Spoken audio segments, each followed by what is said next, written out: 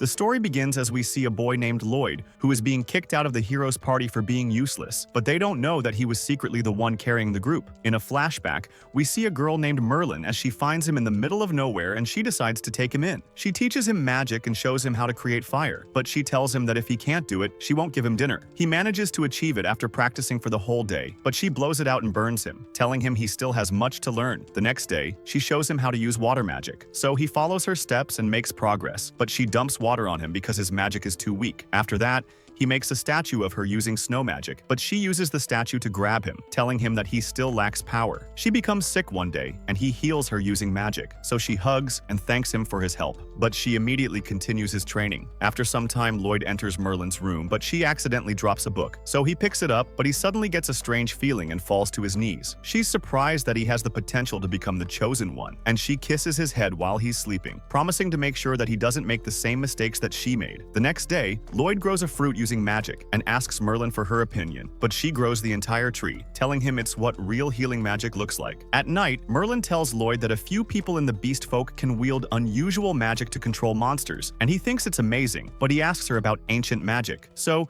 she mentions that he doesn't need to learn about it because it went extinct a few centuries ago. He asks her what a magistone is, so she notes that it's a crystallization of mana, and it turns everything around it into magistone, which makes him wonder if they can be restored to their original condition. The next day, as Lloyd summons a staff, Merlin hits him telling him he needs to do it faster, and she mentions that he's still inexperienced, so he should never slack off from training. After that, she takes him to a forest, where she gives him a knife and tells him to survive using his magic for a week. After she leaves, he's immediately attacked by a monster, so he runs away, and he manages to escape by climbing up a tree. He knows he can't defeat monsters using white magic, so he'll just keep running away from them. And he spends the night in a cave where he makes a magic circle to increase his finger strength. He spends the next few days moving through the forest, and he realizes that he needs to improve his search spell to find food. So, he uses his magic circles to enhance his skills. He eventually runs into a monster, but he apologizes for trespassing into its territory, and he manages to escape by boosting his speed. He later returns home, but he passes out on the front door,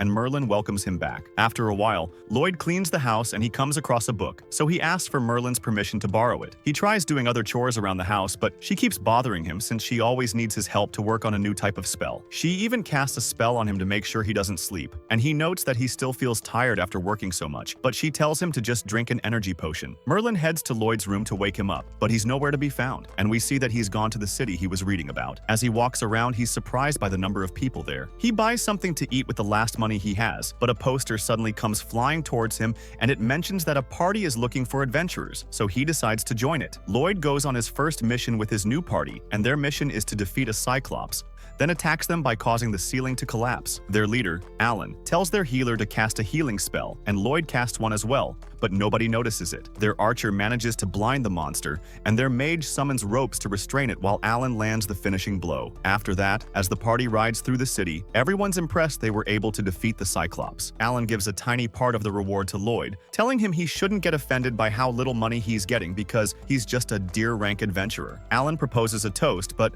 Lloyd decides to leave because he doesn't like to drink, which annoys the other members. At night, a man named William goes to meet Merlin, telling her that Lloyd was accepted by the heroes party, and she thinks it's time for him to experience real combat, but she thinks he won't have any problems if he doesn't get overconfident, and William wonders if she still regrets her past decisions. So she mentions that she won't repeat the same mistakes twice. He reminds her of how the Demon Lord tried to steal her grimoire, while also taking down all of her party members. But one of them, named Sybil, sacrificed himself to defeat him and used ancient magic to revive everyone eliminated by the Demon Lord. In the city, a man is promoting a play about Alan's party, and he mentions how Alan is one of the 4 heroes who have been chosen by the Holy Swords, which are the nation's sacred treasures. We see Alan's party fighting a monster, and their tank, Rena, manages to block its attack, but she's surprised by how weak it is. The mage uses her bind spell to restrain the monster while Alan jumps in the air and delivers the finishing blow. At night, Rena is reading a book about defense basics when Alan interrupts her, and she explains that she's studying because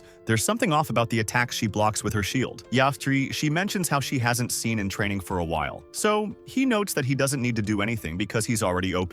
The next day, Alan learns that a golem has attacked the border guards, and since that area is also a route for black market smugglers, they need to make sure the soldiers there are safe. Lloyd leads the party to the golems, and Alan slashes one of them in half, but a mysterious person summons another one. Lloyd mentions that the person is a demon, explaining that the black gem staff is a magistone, and everyone realizes that he's using it to control the golems. Lloyd casts a spell on his comrades and tells their archer to shoot the person, while another member teleports the staff into Lloyd's hand. He immediately seals it, but Alan is annoyed because Lloyd is giving everyone orders and he prepares to attack the golem. Lloyd warns him that without the magistone, there's no telling what the golem might do, but Alan rushes towards it. Lloyd sees that he's about to get hit, so he pushes him out of the way, but Alan tells Lloyd not to interfere. The golem loses its power, and Alan jumps in the air, crushing it with his sword. But when they return from the mission, Alan fires Lloyd for being useless and tells him to get lost because he isn't strong enough to be in their party. Lloyd tries to join different parties, but they all reject him, and he prepares to leave the guild's building. But he hears a girl named Yui who's begging the receptionist to help her find a white mage. So she tells Yui about Lloyd. She asks him if he has a party, so he reveals that he's free, and she tells him to come with her. We go back to when Yui and her party are looking at a gang they're supposed to take out, and we learn that it's an A-rank mission, but they still think they can complete it. Their mage, Silica, begins the attack by shooting a fireball at the enemy, while their archer named Cross rests down arrows on them. Yui cuts down the bandits with her sword, and one of them is about to hit her, but their tank, Dagas, blocks the attack with his shield. He starts to get overpowered, so their white mage, Clump, casts a physical enhancement spell on him, which allows him to push away the bandit. They manage to defeat everyone, and the bandit leader wonders why they're so powerful, but Yui tells him to surrender. He sees her necklace and realizes that they're S-ranked adventurers, but he refuses to give up so easily. He summons a golem, and Yui tries to cut it down, but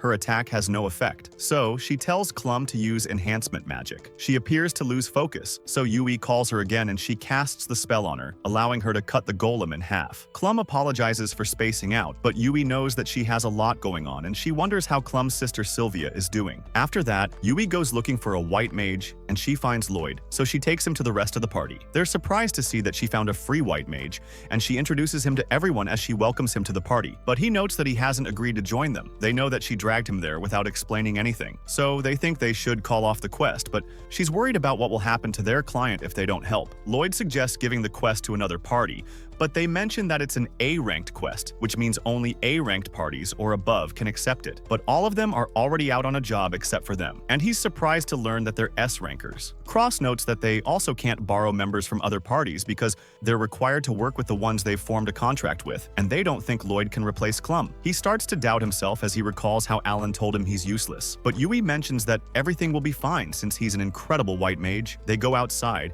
and Yui tells Lloyd to show them his powers, but he thinks he'll just disappoint them. Dogus thinks she's putting him on the spot by asking him to display his skills, and he notes that they should give him a specific spell to perform. So, Yui tells him to cast enhancement magic on all of them. He's surprised that it's the only requirement for joining their party, but Cross thinks it's too difficult because most white mages can't use it, so they tell him to give up if he can't do it instead of getting Yui's hopes up. But he decides to show them his power. He summons his staff, which surprises them because they don't understand where it came from, and he casts the spell on them without incantation. They're impressed by his skills and they decide to test his enhancement magic. So Yui slashes a tree, and they're shocked by how easily she cut it in half. He notes that he casts 5 spells on them because casting one seemed too simple to him, and he thought they were expecting more from him. He thinks they're disappointed in him, so he decides to leave, but they tell him they want to talk to him. They're shocked to learn that he was a part of Alan's party, and he mentions that he was fired for lacking power, but they don't understand why anyone would do that. Silica notes that most white mages can't cast 5 spells at once, but he believes that there are plenty of mages who were better than him, so they think there's something wrong with his standards. He mentions how they already had a white mage, so they should just take her with them. But Yui tells him that Clum has a sister who is always ill. She had to take care of her while going on adventures, but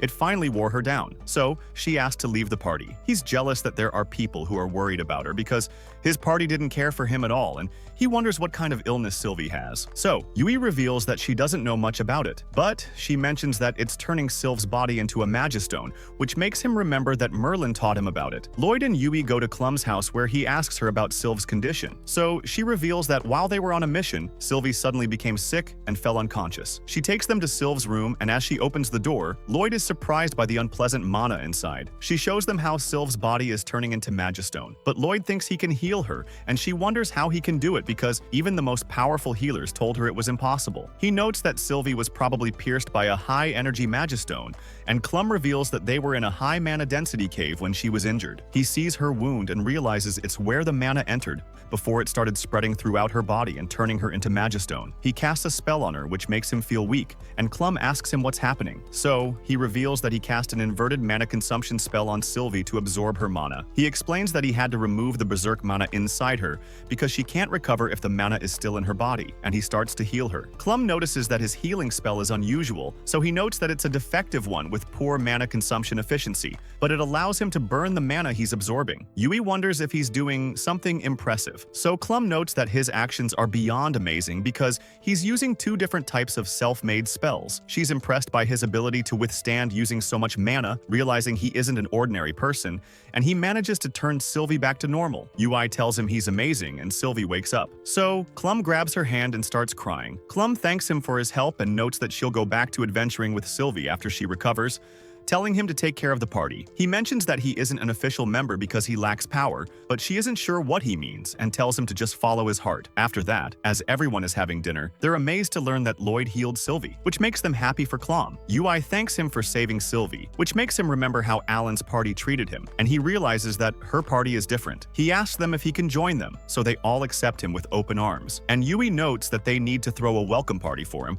but they know that she's just looking for a chance to cut loose. They tell Lloyd to eat and drink as much as he likes because it's their treat, but they're surprised by how hungry he is. He's amazed by the food in the city, but the others tell him it's just average, which confuses him because he thinks it's incredible. They wonder what he ate during his childhood. So he mentions that his master only cooked what was growing in the garden or the meat from the beasts she defeated. So he started cooking their meals, but he could never get much flavor out of them. They ask him if his master is also a white mage, but he thinks she's more combat-oriented because there were plenty of explosions whenever she experimented with magic. So they're surprised that she taught him support magic even though she isn't a white mage. Silica wishes she had the chance to learn from her as well, and Lloyd advises her against it, which makes them think she must be quite harsh, but he mentions that she could be kind as well. They're about to start their strategy meeting, but they decide to explain the job to Lloyd first so that he can understand what they're talking about. Yui mentions that she's bad at explaining things, so she asks Dagas to do it, but he tells her to get her act together since she's their leader. He notes that their job is to defeat monsters that are tearing apart farms, and Lloyd is confused because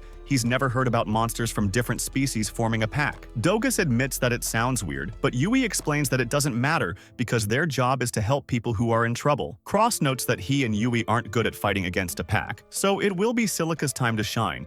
But she thinks she'll also struggle because large area attacks consume a lot of mana. Yui wonders if Lloyd can cast offensive magic, and he mentions that even though he can do it, he isn't as powerful as a specialized mage. Dogus notes that he and Yui will gather the monsters in one place where Silica can wipe them out while Cross will protect them from the monsters. And Lloyd notes that he'll use his spells to support them. Silica is excited to see him in action, but he tells her she shouldn't get her hopes up, but Yui thinks he should be more confident. He thinks he's weak since he was cast out of Alan's party for lacking power, but Cross prefers people like him instead of those who are arrogant just because they're strong. After that, as everyone goes towards the inn, Lloyd mentions that he can't afford to stay there, so Dogus gives him a bag of coins, telling him he'll deduct it from his reward for the quest. Lloyd promises to work hard to repay him, and he thinks about how everyone in the party is so kind, so he wants to be useful to them. The next day, Dogus praises Yui since she didn't oversleep, but she tells him to stop treating her like a kid. She wonders where everyone's bags are, so they note that Lloyd is carrying them using his storage magic, and they're glad they don't need to carry them all the way. He offers to teach it to them, telling them it isn't that difficult, but they need to train to increase their storage capacity, and Silica mentions that she wants to learn it. They start their journey, and as they approach the nation of demons, Dagas tells Lloyd that even though the demons are quiet at the moment,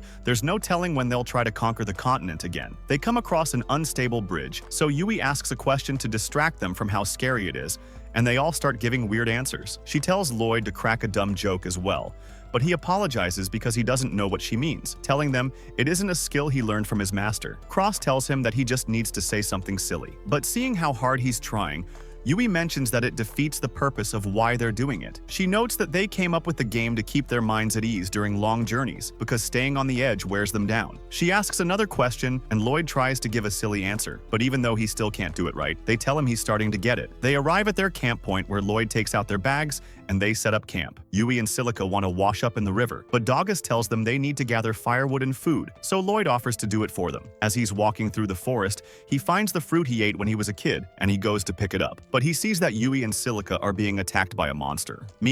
He hits it with his flames to draw its attention, and he gives Yui and Silica their weapons before buffing them with his spells. The monster is about to attack him, but Yui cuts it in half while Silica destroys it with her fireball, but she doesn't understand how she was able to produce so much firepower. Yui thanks him for his help, but as she gives her sword back to him, her towel accidentally falls off, which makes her embarrassed. After that, they return to the camp where Lloyd shows them how to use storage magic, but they can't do it. So he thinks he's a bad teacher, but they tell him not to be so hard on himself because they're all beginners, and Silica manages to use the magic with incantation. So they realize that they need to do the same thing she did because they aren't as talented as Lloyd. At night, Lloyd wonders if something is wrong with Yui, and she just thanks him for joining their party. He wonders why she's obsessed with the quest. So she reveals that her village was attacked by monsters when she was a kid, and she was the only survivor. So she couldn't stay back when she heard of the quest, and she knows that small villages struggle to survive if their farms are destroyed, but Lloyd suddenly senses monsters nearby. So he tells her to wake everyone up, and they realize that the monsters are the ones mentioned in the quest. They try to get away without making a noise, but Yui steps on a stick which gives away their position. They're surrounded by 3 spiders who shoot webs at them,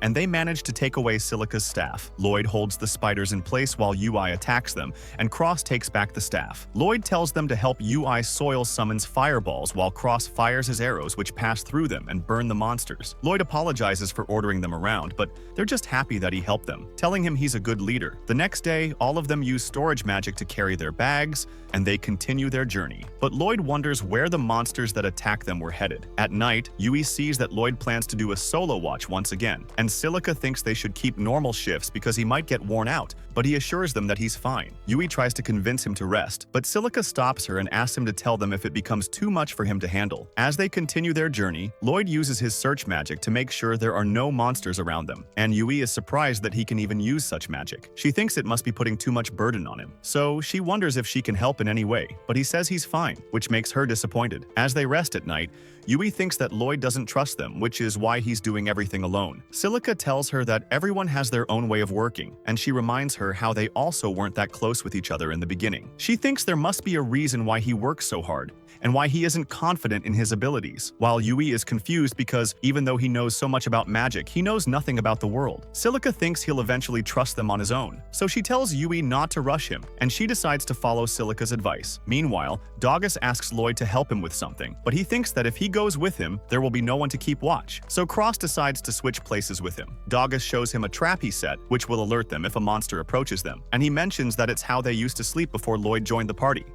He tells Lloyd to rest for a while, but he notes that he won't be able to use search magic if he's asleep, so it's better if he keeps watch. Dogus asks him if he doesn't trust them, so Lloyd assures him it's not the case. But Dogus mentions that the way he does everything on his own makes them think they're untrustworthy. He notes that if he doesn't work hard, he'll cause problems for everyone. So, Dogus tells him that the reason they formed the party is to make sure they can do things they can't achieve alone. So, it's a given that they'll cause problems for each other. And he tells Lloyd to rely on his friends, but he mentions that he never even considered it. So, Dogus wonders what kind of environment he's been living in. The next day, Lloyd asks Yui to help him bring water, and everyone's happy that he's asking them for help. We see a man named Miquel, who learns that the Magistones have been put in the designated coordinates, and he asks about the high-ranking adventurers working in Ishtar. So, his informant tells him they're out of the city because they've been swamped with quests thanks to the damage caused by the monsters he collected. He mentions that only a few low-ranking adventurers in the heroes' party are remaining, and Miguel is interested to see how they'll fare on their own. Meanwhile,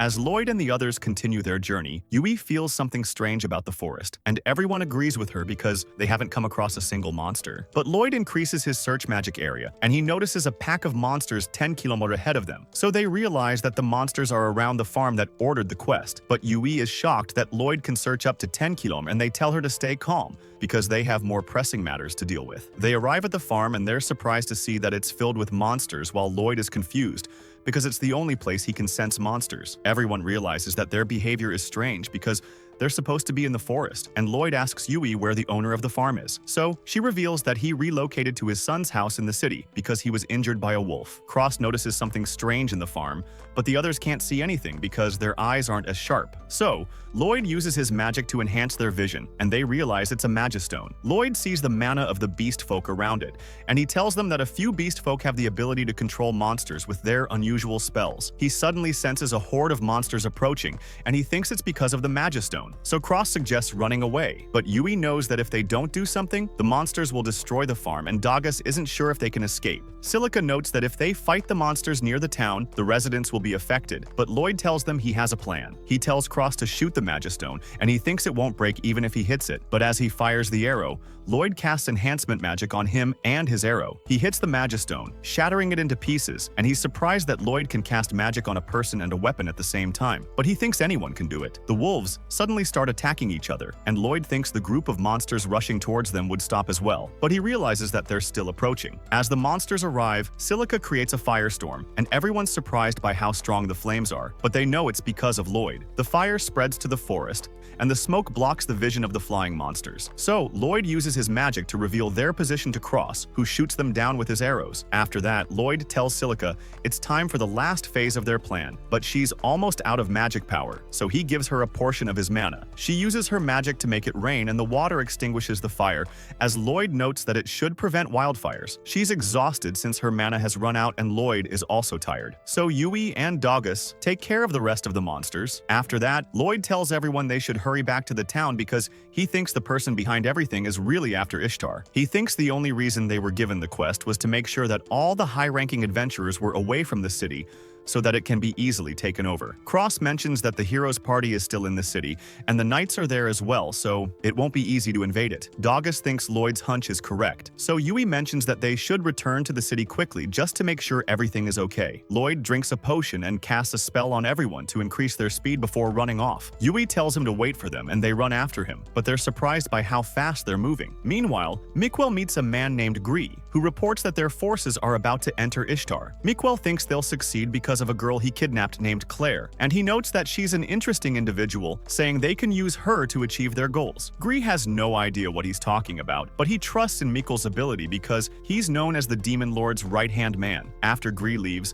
Miquel visits Claire in the dungeon and borrows her powers to make potions. Lloyd and the others decide to rest for a while, and as he gives them potions to drink, Silica wonders if he's okay because maintaining enhancement magic uses up a lot of mana. Or he thinks it's difficult for someone who isn't used to it, but he notes that he isn't having a hard time because he already has the hang of it. He tells them how his master once threw him in the woods and told him to find his way home, but he couldn't defeat the monsters, so he had to rely on his enhancement spells to survive. He thinks it's a common training exercise, but they tell him it isn't normal at all, and he gets the wrong idea, thinking they're so much better than him since he isn't training as hard as they are. Lloyd uses his search magic to scan the surrounding area, and they continue their journey, but he suddenly stops running, so they all bump into him. He notes that he senses something weird, so he tells them to go without him while he checks on it. But they refuse to let him go alone because there's no telling what he'll find, and they know that he can't fight alone if something happens. He decides to accept their help, and he takes them to a hut, telling them there are demons inside it. He notes that demons aren't allowed to enter the continent's 3 major nations, but they wonder why he's acting like he just remembered it. So he tells them it's because he doesn't have any memories from his childhood. He mentions that when his master took him in, the war was already over, which makes them wonder if he's a war orphan. He tells them they need to deal with the situation, and Cross thinks they should report it to the knights in Ishtar, but Lloyd wants to gather information first. He senses the same mana from the Magistone, so he thinks they might be the ones after Ishtar, and he suggests taking a risk to go after them. Yui agrees with his decision because they can't let the demons roam free, and everyone's surprised that she's finally acting like a leader. They look inside the house, but they see that it's empty. So Lloyd uses his search magic, and he realizes that the demons are underground. Silica uses earth magic to break into their hideout, and Yui threatens to kill one of them, asking him what they're doing there. Another demon throws the debris towards her, but she easily destroys it, and Cross eliminates the demon by hitting him with an arrow. One of the demons demons manages to get away and the other two try to stop the party, but Cross hits them with his arrows while Yui finishes them off. The last demon makes a cocoon around Claire and tries to run away with her, but Lloyd and the others catch up to him, and he realizes that he can't escape. So he tries to attack them with his lightning, but Lloyd deflects it and it pierces the demon's heart. They take Claire back to the house, and since they didn't get anything out of the demons, they know that she's the only one who can tell them what's going on. Lloyd starts to heal her, and Silica realizes that his healing magic is amazing. So he mentions that he has improved the spell. They're surprised because most adventurers can't do that, but he mentions how Merlin was always improving her spells and notes that she's a weirdo. Meanwhile, two soldiers come across a magistone, but as one of them touches it, they suddenly get surrounded by monsters, so they start running away. In the house, Claire finally wakes up and Yui immediately starts asking her questions. Lloyd tells her they're adventurers, but they sense beast folk mana near a magistone while they were on a mission, and she reveals that she was the one controlling the monsters. She reveals that the demons forced her to do it, which confirms that they're the ones after Ishtar, and Dagas notes that if they invade the city, it will be easier for them to conquer the continent. They decide to return to Ishtar, and Lloyd apologizes to Claire for making her run, but she notes that she would have been in greater trouble if he had left her behind. He senses a horde of monsters and an army approaching the city, so he tells the others to warn everyone while he goes with Claire and asks her to lend her powers to him. In the city, Alan is annoyed since all the white mages applying for their party are worse than Lloyd, so Rena notes that he might have been special, but Alan still thinks he was useless. A knight suddenly arrives, telling them that a huge army of monsters is about to attack Ishtar, and Alan agrees to help defend the city. The other party members ask him if he's sure, so he notes that he can't refuse a request from the kingdom, and he thinks it's the perfect chance for him to show the citizens what he's capable of. Meanwhile, Lloyd and Claire scout the monsters and they realize that there's another army which is even bigger than the one attacking Ishtar. They think they need to defeat it, because if they join with the main forces, Ishtar won't survive. Claire asks him if there's a way to stop the monsters without hurting them because he knows that they're being controlled, and he promises to do his best since he notices that she cares for them. He wonders if she can use her magic to send the monsters back to their habitats, and she isn't sure if she can do it because there are too many of them, but he assures her that he'll support her. She decides to give it a try, and she prepares to use her spell, but she notices something in the forest that is blocking her magic. In the city, Alan meets with the rest of the adventurers who were assigned to fight the monsters, but he sees that they're all weak because the A rank and above ones are out on quests. So, he just tells them to stay out of his way, and they're angry at the way he's treating them. But the guild branch manager tells them to stop because it isn't the time to be fighting each other. Alan tells everyone about his plan, saying the mages will use their most powerful spells first, and he expects each of them to defeat 10 monsters. He notes that his party will work with the knights to defend the mages so that they can recover enough mana to cast their spells again, and everyone will keep repeating the cycle until they defeat the monsters. The adventurers don't agree with his plan because they aren't strong enough to defeat 10 monsters, and one of his party members named Mia tells him she isn't confident in her spells as well. She knows that everyone in the party got weaker after Lloyd left, and Rena notes that he's the only one who didn't notice since he hasn't been training. She thinks he doesn't deserve the title of hero, so he tries to punch her, but she easily blocks his attack and tells him to quit. He sees that the other adventurers are against him as well, so he runs away and they realize that they can't rely on him. So they think they should just retreat, but Rena tells them to stay calm and notes that she's leading his party to fight by their side, which makes them motivated. But she wonders if anyone knows Lloyd. Meanwhile, Lloyd and Claire find a magistone similar to the one he saw at the farm, and she mentions that the evil energy within it is disrupting her magic. She thinks there must be multiple magistones there, and until they can neutralize all of them, she won't be able to control the monsters. He asks her if she can sense the magistones, and she reveals that she can only do it if they're close to them. So he uses his magic to expand her senses. He also uses concealment magic to turn them invisible so that they can easily neutralize the stones, and she's amazed by how skillful he is. But he warns her to be careful because the magic will wear off if she gets hit. Meanwhile, in Ishtar, Rena tells everyone that Lloyd was the cornerstone of their party, which makes them wonder why they kicked him out. So she notes that it's because they grew overconfident in their skills, but they didn't know that his support magic made them OP. The guild manager tells her that Lloyd is out on a quest, and it will take him a few days to return, but she thinks he can shorten his travel time with his magic. All the adventurers gather outside the city to face the monsters, but we learn that their only goal is to hold out until Lloyd arrives and the monsters appear before them. So the archers fire arrows at them while the tanks push them back with their shields, and the mages use their spells to attack the monsters. In the forest, Lloyd and Claire neutralize the last magistone, but it makes the monsters fight each other and they accidentally hit Claire, which makes her visible. So Lloyd distracts them before they can attack her, and he only dodges them instead of killing killing them as she realizes that he's doing it because of her. She uses her magic to calm them down, and he wonders what she just did. So she notes that she persuaded them to go to the forest. She reveals that her magic can't control monsters because it only allows her to convey her thoughts to them, and she thanks him for saving her. Meanwhile, the monsters start breaking through the adventurers protecting Ishtar. But Yui and the others arrive, and Silica immediately blows them away with her fire magic. They try to hold the line, and they're about to get overwhelmed. So Rena tells everyone not to give up, but a monster bites her arm. The adventurers are on their last legs,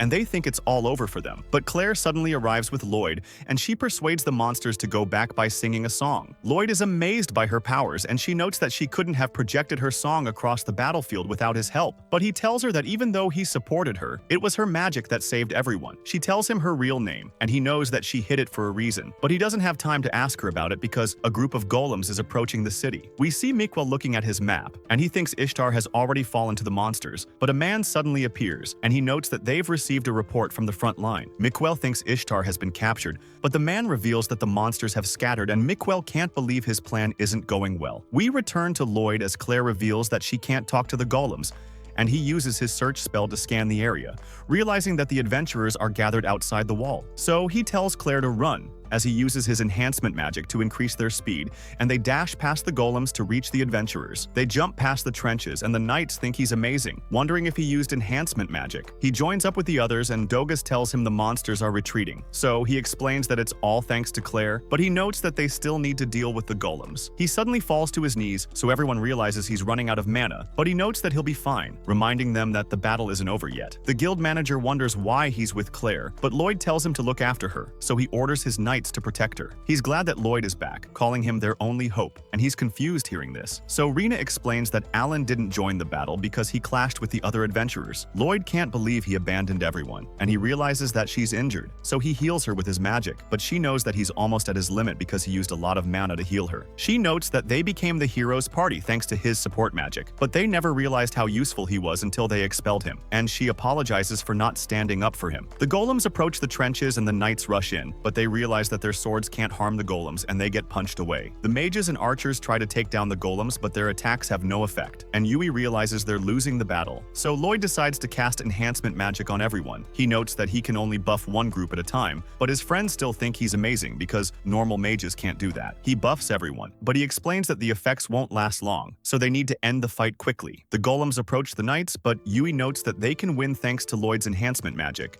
and Rena blocks a golem's attack, telling everyone not to be afraid.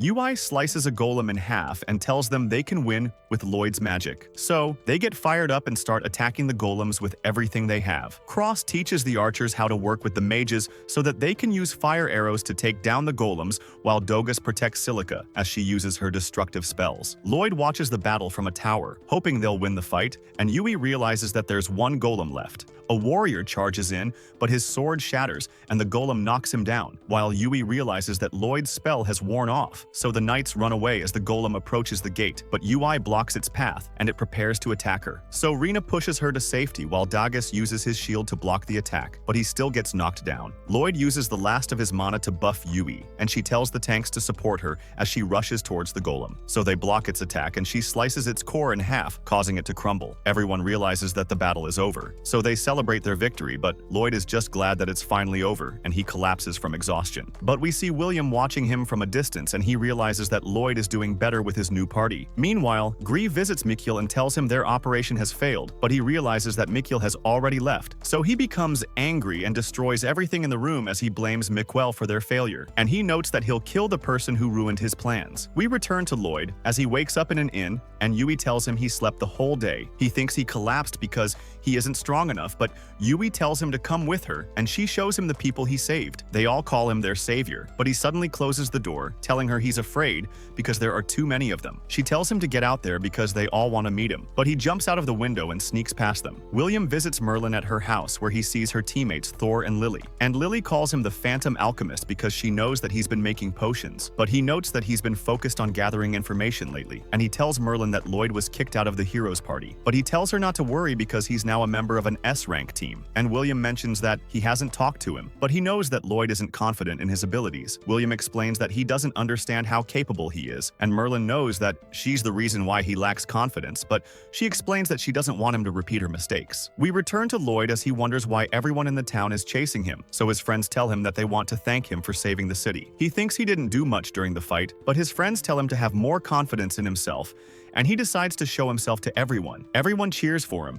but he thinks they should be cheering for the knights and adventurers instead because they were the ones who fought the monsters. But they explain that he was the one who buffed them, and everyone starts calling him the hero of Ishtar. After that, Alan learns about what happened, and his party members tell him they're no longer heroes because they didn't defend the town. So, he tells his friends they need to leave Ishtar, explaining that he doesn't want to stay there because the people recognize Lloyd as a hero. We return to William as he starts drinking with Merlin's party, and he notes that it's an honor to drink with them, but they know that he went there to commemorate Sibyl. Thor asks him if their enemies are making moves, so he notes that the demons are using orc magic to control monsters, revealing that their goal is to conquer Ishtar. He wonders why they're acting at this moment and thinks the Demon King must have returned, but Merlin believes that he's already dead because Sibyl sacrificed his life to defeat him. Thor tells her to stay calm because it's just a possibility, and they decide to do whatever it takes to protect the future that Sibyl created for them. Lloyd's party is summoned by the Lord, and they meet a noble named Abel who recognizes them as the adventurers who saved Ishtar. He invites them into his mansion where they meet Claire, so they ask her if she was also summoned, but Abel explains that she's his guest and reveals that he is the ruler of the domain, which surprises everyone because they didn't expect the Lord to be so young. But he reveals that he's older than he looks and explains that it takes effort to maintain his appearance, promising to teach them his secret in the future. Everyone's surprised to learn that Claire is the second princess of the Forest Empire, which is a peaceful nation where orcs reside, and Abel notes that her magic is unique, so they can't let the demons capture her. He tells them he has a mission for them, and notes that the Empire will retrieve her, so he needs them to take her to the royal capital. They realize it's an important mission, but they think it's the knight's duty to escort the princess. So, Abel explains that he wants them to do it instead because the knights would attract attention. They prepare to leave for the capital, and Claire tells everyone to be casual with her, but Cross and Dis can't do it because they know that she's a princess. But Yui removes her gloves to shake her hand, telling her she's looking forward to working with her, and everyone promises to do their best to protect her. But that's where this video ends. Remember to like and subscribe to the channel.